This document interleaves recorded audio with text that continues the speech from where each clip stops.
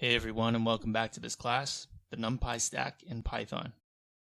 In this lecture, we are going to take our first look at pandas.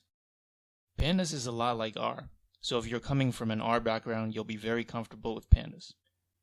If you're not from an R background, some things that pandas does might seem backwards or contrary to the way that the rest of the NumPy stack works. The goal of this section is not to show you everything that pandas can do, but rather to show you the features that we use most often in machine learning and data science.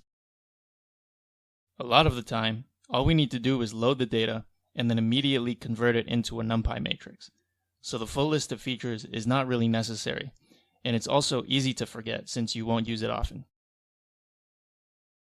So let's go ahead and load the same dataset we loaded in previously. Remember that we are still in the folder linear regression class. So let's import pandas as PD.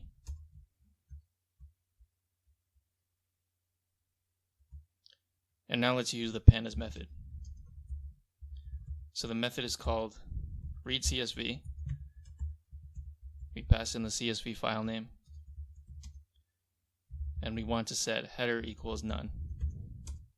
We need to specify that header is none because pandas can read CSVs that have a header row, which will usually contain the column names for each column. We'll look at a dataset that has columns later. If you want to know more about the arguments that the readCSV function can take, you'll want to consult the pandas documentation. As you can see, there are a lot of arguments. 99% of the time, you won't need any of these, so it's not worth reading from beginning to end. Just look it up when you need something specific. So you might be wondering what type of data type this function actually returns. So let's check.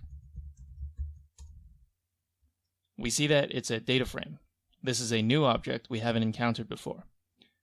Data frames come with quite a few useful functions, which we'll explore in this section. First, let's check the info function. We see that there are 100 rows, as expected, and that the index to each row is an int64. That's interesting because it tells us that there could possibly be other types of row indexes, for example, strings. Remember that in NumPy, we're working with matrices, so our indexes are always integers. We can see that there are a total of 3 columns, and they are just called 0, 1, and 2, as one might expect. We can also see that the data type stored in the data frame is float64. In general, pandas will try to use the most specific data type possible. So for example, if you had all integers, it wouldn't use float, it would use int. If you had a string in one cell, then it would use a string for everything. Another function we can call is head, and this gives us a preview of what's in the data frame. Specifically, it prints out the first few rows. If you want to see a specific number of rows, just pass that number into head.